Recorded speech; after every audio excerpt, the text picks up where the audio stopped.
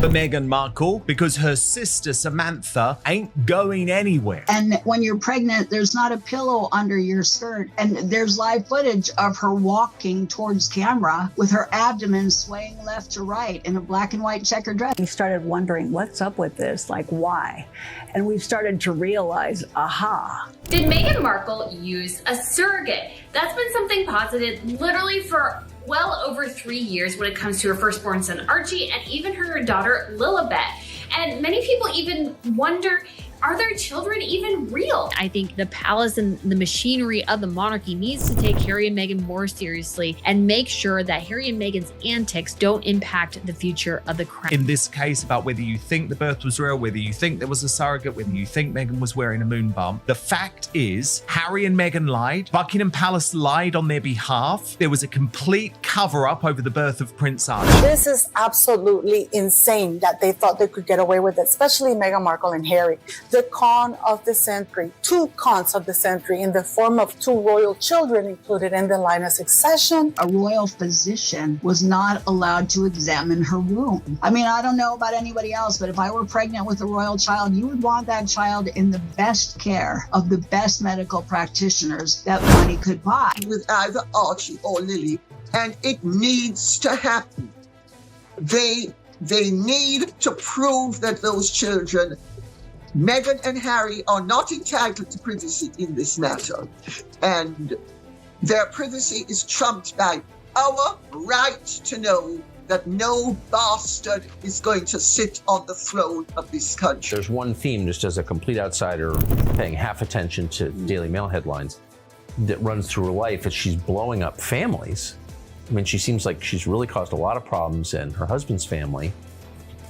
Clearly, she's gone after... Just went into labor when really Archie had been born for several hours at that point is a foolish game to play.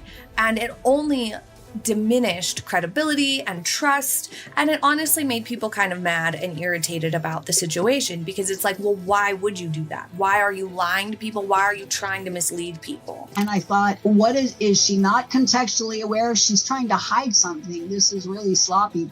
People thought they had heard it all. They really did. Years of rumors, whispers, side-eye moments, strange timelines, awkward interviews, and palace silence. But nothing, absolutely nothing, prepared anyone for what came next. Because when Samantha Markle finally spoke again, she didn't just stir the pot. She flipped the entire table, and that's where the air in the room changed. Because this wasn't some random internet theory. This wasn't a blurry screenshot or a YouTube comment buried in a thread. This was Meghan Markle's own sister stepping forward and saying out loud that the pregnancy story didn't add up, and that the clues were there all along, hiding right in front of everyone. Suddenly, every moment people brushed off as odd didn't feel so small anymore. The bump that looked different from one day to the next. The way Meghan moved when cameras weren't perfectly placed. The timelines that always felt rushed, vague, or strangely rewritten. People had ignored it. They didn't want to sound cruel. They didn't want to sound conspiratorial. They told themselves it's none of our business. But now someone from inside the family was saying the quiet part out loud. This is where it stopped being petty family drama and turned into something much heavier. Because Samantha wasn't talking about jealousy. She wasn't talking about resentment. She was talking about information that allegedly came straight from Thomas Markle himself. Frozen eggs, collected months before Archie was born. That one detail alone sent shockwaves through everything people thought they understood. Because suddenly the timeline wasn't just tight. It wasn't just fast. It didn't fit medical reality at all. And when you layer that with the silence around royal succession, the sudden hush, the missing confirmation, the unanswered questions, one thought starts looping in your mind whether you want it to or not. Why was this all so secret? Why did everything feel deliberately blurred? That question is the one people are scared to ask out loud, because once you ask it, you can't put it back. Did Meghan Markle really give birth to Archie and Lilibet, or is there some far bigger hiding beneath the polished statements? Now we are looking at the 2 different theories and whether or not they're truly viable. Is it viable and possible that she would have this postpartum swelling or weight gain without carrying the babies herself through using and carefully staged photos? Once you rewind and look at everything again, the cracks are everywhere. And then comes Harry's memoir. Spare was sold as the ultimate truth bomb. Raw, emotional, Honest. The book where Harry finally told his story without palace filters. But buried under all that pain and betrayal was a detail that didn't scream. It whispered. Meghan allegedly gave birth at Portland Hospital and was back at Frogmore Cottage within 2 hours. 2 hours. To someone who's never experienced childbirth, that might sound impressive, strong, empowering, almost heroic. But to anyone who has given birth or even stood next to someone who has, it sounds impossible. And to medical professionals, it sounds flat out unreal. The logistics alone don't work. Portland Hospital to Frogmore is roughly an hour's drive on a perfect day, so let's be painfully simple. The baby would need to be born. Meghan would need to recover enough to leave. Doctors would need to complete mandatory checks. Nurses would need to clear the baby. Paperwork would need to be signed. Security would need to be coordinated. And then they'd need to drive an hour home. All of that inside 120 minutes. That's not just fast, that's medically suspicious. And people noticed. Then the announcement itself raised eyebrows, because royal births don't work like this. They never have. The Queen is informed the moment labor begins. Not as a courtesy, as a requirement. That protocol exists for one reason, legitimacy. But according to reports, that didn't happen here. Instead, the press received mixed messages, conflicting timelines, confusing statements, no official witnesses, no traditional confirmation. And then, quietly, the birth certificate was changed days later. Name altered, title adjusted. The children and her child would be what we call a half-ican. I've never heard of that one before. And would look nothing like any of those children. I know hundreds, and skin tone and hair will tell the true story. She used a surrogate. Sorry. Did a deep dive and she couldn't bear children. Small detail. Not in royal history, because when Princess Kate gave birth, everything followed the rules. Cameras, witnesses, announcements, clear documentation. Every single time, this was never about privacy, it was about protocol. And when protocol breaks, people ask why, especially when succession is involved. The confusion only deepened when Samantha Markle began sharing what she claimed her father knew. This wasn't vague intuition. This was specific. According to Samantha, Thomas Markle said that 9 months before Archie was allegedly born, Meghan collected her frozen eggs. 9 months. That timing isn't random. That timing aligns perfectly with surrogacy planning, not natural pregnancy. And when that detail surfaced, people stopped laughing, because if Thomas Markle knew that, then plans were already in motion for something very different than what the public was told. Samantha didn't stop there. She said if a surrogate was used, they should simply admit, because hiding it only makes things worse. Here's where the stakes explode. Royal rules are brutally clear. If a child is born via a surrogate, they are not eligible for the line of succession. No titles, no placement, no exception. That's not opinion. That's law. Suddenly, the secrecy made sense. Because admitting surrogacy wouldn't just be personal. It would erase everything Meghan is said to have fought for. Then Thomas Markle Jr. entered the picture, and he didn't whisper. He mocked it publicly. Wig, tiara, pillow stuffed under his shirt, a fake baby bump, a joke, but one loaded with accusation. That wasn't subtle. That was her own brother openly saying he believed she faked a pregnancy. Think about that for a moment. These aren't strangers. These aren't trolls. These are people who knew her before the palace, before the titles, before the protection. And they were willing to look ridiculous to say this publicly. Why?